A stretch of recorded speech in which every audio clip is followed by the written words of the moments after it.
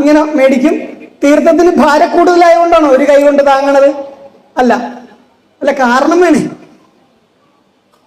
എന്ന് ഞാൻ തന്നെ പറയാം, അതാ നല്ലത്. ഈ വിരലിന് എന്താ പ്രത്യേകത? ഇത് ചൂണ്ടി ഞാൻ സംസാരിച്ച് ഇഷ്ടപ്പെടുവോ? നിങ്ങൾക്ക് ആർക്കും ഇങ്ങനെ ഇതാണ് സത്യം, ഇതേ ചെയ്യാവൂ, ഇങ്ങനെ വേണം, ദേവി ഇങ്ങനെയാണ്, ഇങ്ങനെ പറഞ്ഞ് ഇഷ്ടപ്പെടുവോ? സ്വന്തം അച്ഛൻ എനിക്ക് നാളെ ഫീസ് തരണം, ഇങ്ങനെ പറഞ്ഞ് ഇഷ്ടപ്പെടുവോ? ചൂണ്ടുവിരലാണ്. കുറച്ച് ആസുരീകമായ ചിന്തകൾ, ആസുരീക വാസനകൾ കൂടുതലുള്ള ഒരു സാധനമാണ്. അപ്പൊ ദേവപ്രസാദങ്ങളൊക്കെ വാങ്ങുമ്പോൾ ഈ ചൂണ്ടുവിരൽ ഇങ്ങനെ ചൂണ്ടിയിരിക്കണ്ട. അതിന് പൂർവികർ പറഞ്ഞു, ഇതിനെ അഹങ്കാരം എന്ന് പറഞ്ഞു, ഇതിനെ ബ്രഹ്മം എന്ന് പറഞ്ഞു, അഹങ്കാരത്തെ ബ്രഹ്മത്തിന്റെ കീഴിലാക്കാൻ പറഞ്ഞു. എങ്ങനെ? അഹങ്കാരത്തെ ബ്രഹ്മത്തിന്റെ കീഴിലാക്കുക. വെറുതെ ഒന്ന് ചൂണ്ടുവിരല് തള്ളവിരലിലേക്കൊന്ന് മുട്ടിച്ചേ. ഒരു സയൻസ് പറഞ്ഞു തരാനാ, കൃത്യമായിട്ട് ചെയ്താലേ ഫലം കിട്ടുള്ളൂ. മുട്ടിച്ചോ?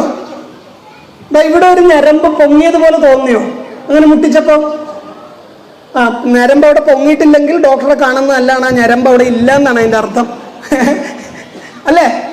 അതാ ഈ ഇങ്ങനെ അഹങ്കാരത്തെ ബ്രഹ്മത്തിന്റെ കീഴിലാക്കിയിട്ട് കൈക്കുമ്പിൾ ഇവിടെ ഇങ്ങനെ തീർത്ഥത്തെ വാങ്ങണം. വാങ്ങിയിട്ട് നാക്ക് മുട്ടുന്നത് കൊണ്ട് ചുണ്ടെച്ചിലാണ്.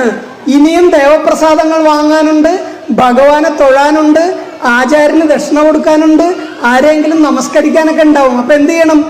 ഇങ്ങനെ വാങ്ങുന്ന തീർത്ഥം കൈക്കുമ്പിളിലൂടെ ഒഴിക്കണം. എന്നിട്ട് ബാലൻസ് എന്ത് ചെയ്യണം? പുറകെ നിൽക്കുന്ന ആളുടെ അല്ല. സ്ത്രീകൾ മുടിയെല്ലാം കെട്ടിവെക്കുന്നൊരു സ്ഥലമുണ്ട്, ശിഖായേ വഷടെന്ന് പൂജാരിമാര് പറയും. ഇവിടെ ഞാൻ പറഞ്ഞു, മനുഷ്യ ശരീരത്തിൽ ആദ്യം ജലം പിടിക്കുന്ന നട്ടെല്ലാണെന്ന് പറഞ്ഞു അല്ലേ? ആ നട്ടലിന്റെ മുകൾ ഭാഗം സ്ത്രീകളെല്ലാം അവരുടെ 2-3 മീറ്റർ നീളമുള്ള മുടി കെട്ടിവെക്കുന്ന സ്ഥലം. പണ്ടായിരുന്നു 2-3 മീറ്റർ. ഇന്ന് അഴിച്ചിട്ടാൽ താഴെ വീഴുന്ന കേശഭാരാണ്, കാരണം വെപ്പമുടിയാ ഇല്ല. നമ്മൾ കൃത്യമായിട്ട് കുളിക്കാൻ നിനക്കൊക്കെ ചെയ്യണമുണ്ട്. അതുകൊണ്ട് ആ മുടി ഇങ്ങനെ കെട്ടിവെക്കുന്ന ആ ഭാഗത്ത് ബാലൻസ് വരുന്ന തീർത്ഥം തളിക്കണം. കാരണം എന്താണ്? ഈ തീർത്ഥം എന്ന് പറയുന്നത് എന്താണെന്നറിയാവോ? എന്താണ്? പൂജാരി എന്നെ ഓടിക്കും. കൊട്ടം, തക്കോലം, രാമച്ചം, ഇരുവേലി, അഖിൽ, ചന്ദനം, പച്ചില, പച്ചക്കർപ്പൂരം 8 കൂട്ടം ചേർന്നതാണ് കലശദ്രവ്യം അല്ലെങ്കിൽ തീർത്ഥം. ഈ സാധനമാണ് അകത്ത് ഈ പൊടിയിട്ടിട്ട് ആ ദേവനെ അഭിഷേകിച്ച ജലം, ആ ദേവചൈതന്യം, മാഗ്നറ്റിക് പവർ ആകുന്ന ദേവചൈതന്യത്തെ അഭിഷേകം ചെയ്ത ജലവും ഈ പുണ്യാഹവും കൂടെ മിക്സ് ചെയ്തിട്ടാണ് ഭക്തന് തീർത്ഥം കൊടുക്കേണ്ടത്. രാവിലെ വന്നിട്ട് ശുദ്ധമായ മനസ്സോടുകൂടി ഇങ്ങനെ കൈക്കുമ്പിളിൽ വാങ്ങി സേവിക്കുന്ന ഈ തീർത്ഥത്തിലുള്ള ആയുർവേദ ഔഷധ വീര്യം മുഴുവൻ നമ്മുടെ ശരീരത്തിലെത്തും. അതിനുശേഷം ശുദ്ധമായ ചന്ദനം, അരച്ച ചന്ദനം നെറ്റിയിൽ തൊടുമ്പോൾ നമുക്ക് നല്ല ചിന്ത ഉണ്ടാകുമെന്ന് പൂർവീകർ റിസർച്ച് ചെയ്തതിന്റെ ഫലമാണ് തീർത്ഥത്തിൽ 8 കൂട്ടം ഇടണമെന്ന് പറഞ്ഞത്. ഇല്ലെങ്കിൽ ഇന്ന് കമ്മിറ്റിക്കാർ മേടിച്ചു കൊടുത്തിട്ട് പോയാൽ മതി, ഞാൻ ലിസ്റ്റ് എഴുതി തരാം.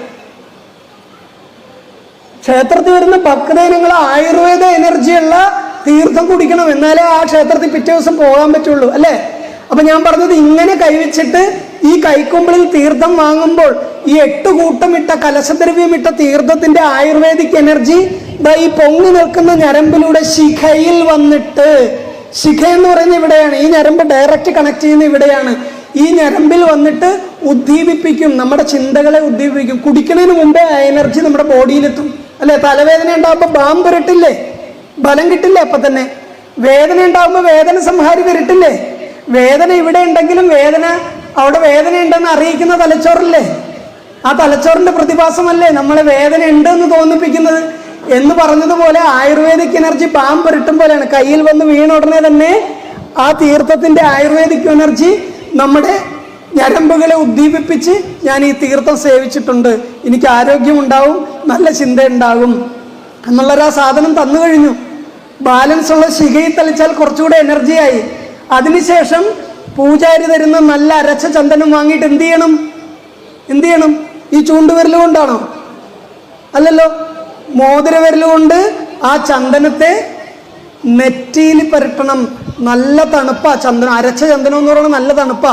അത് നെറ്റിയിൽ പുരട്ടി നല്ല ചിന്തയോടുകൂടി എൻ്റെ അടുത്ത് നിൽക്കുന്ന ആൾക്ക് കൂടെ നന്മ വരട്ടെന്ന് പ്രാർത്ഥിച്ചിട്ടില്ലേ അമ്പലത്തിൽ നിന്ന് പോണത്? ഇവിടെ വരുന്നതേ സരള എന്നോട് ഇന്നലെ അവൾ അങ്ങനെ പെരുമാറി, എൻ്റെ മുട്ടക്കുളത്തമ്മേ സരള, ശത്രു സംഹാരം. ഇതിനാണ് അമ്പലത്തിൽ വരുന്നത്. നിങ്ങൾ കൊണ്ടുപോയി ഒരു 26 രൂപ കൊടുത്ത് രക്തപുഷ്പാഞ്ജലി നടത്തിയാൽ സരളേനെ കൊല്ലാൻ മുട്ടക്കുളത്തമ്മ കൊട്ടേഷനൊന്നും എടുത്തിരിക്കുന്ന ഗുണ്ടയൊന്നും അല്ല. അതാദ്യം തിരിച്ചറിയണം. ഒരു ക്ഷേത്രത്തിലെ ദേവതകളും ശത്രു സംഹാരാർത്ഥം നിങ്ങൾ കൊണ്ടുപോയി 25 രൂപ കമ്മീഷൻ കൊടുത്താൽ അടുത്ത ആളെ തട്ടുന്ന മൂർത്തിയേ അല്ല. അതൊക്കെ നിങ്ങളുടെ തെറ്റായ ധാരണയാണ്. ഞാനെന്ന ഭാവത്തെയും അവൾ എൻ്റെ ശത്രുവാണെന്ന ഭാവത്തെയും സംഹരിക്കുവാനാണ് ക്ഷേത്രങ്ങളിൽ ശത്രു സംഹാര പുഷ്പാഞ്ജലി. എന്തിനാണ്? ഞാൻ അവളുടെ ശത്രുവാണ്, അവളെന്റെ ശത്രുവാണെന്നുള്ള ഭാവത്തെ നിങ്ങളുടെ മനസ്സിൽ നിന്ന് ആദ്യം സംഹരിച്ച് കളയുവാനാണ് ശത്രു സംഹാര പുഷ്പാഞ്ജലി. അങ്ങനെ തങ്കമ്മയമ്മ 20 പ്രാവശ്യമോ 15 പ്രാവശ്യമോ സരളക്കെതിരെ ശത്രു സംഹാര പുഷ്പാഞ്ജലി നടത്താൻ വരും. ഒരു 10 പ്രാവശ്യം കഴിയുമ്പോൾ നടന്നു പോകുമ്പോൾ സരള ചിരിച്ചതായിട്ട് തോന്നും. അപ്പൊ തങ്കമ്മ പറയും, ഏറ്റിട്ടുണ്ട്, അവൾ എന്നെ കണ്ട് ചിരിച്ചു. സത്യത്തിൽ ഈ സംഹാരം മനസ്സിൽ നിന്ന് പോയി തങ്കമ്മയാണ് ചിരിച്ചത് ആദ്യം. അത് തിരിച്ചറിയാനുള്ള കഴിവ് നമുക്ക് ഇല്ലാണ്ട് വരുന്നതാണ് നമ്മുടെ പരാജയം, അല്ലെ? ഈശ്വരൻ എന്ന് പറയുന്ന വാക്കിന്റെ അർത്ഥം തന്നെ ഇഹ പര അനശ്വര എന്നാണ്. ഇപ്പോഴും എപ്പോഴും അനശ്വരമായത്, ഒരിക്കലും നശിപ്പിക്കാൻ പറ്റാത്തത്. എന്താണത്? ഈശ്വരൻ സ്നേഹമാണ്. ആ സ്നേഹത്തെ ഒഴുക്കുന്ന സ്ഥലമല്ലേ ക്ഷേത്രം?